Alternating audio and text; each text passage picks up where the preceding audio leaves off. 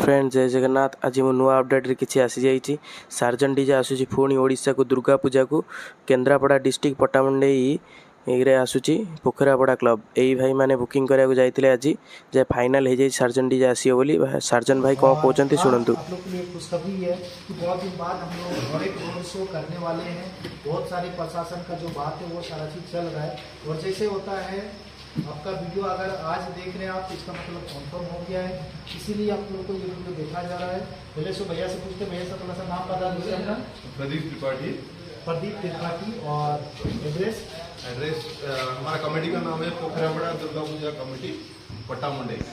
ये केंद्रापड़ा डिस्ट्रिक्ट के अंदर आता है। ये डिस्ट्रिक्ट आपका कहाँ बोले? केंद्रापड़ा। और उड़ीसा जो कम से कम समुद्र किनारे स्टेट आपका उड़ीसा है।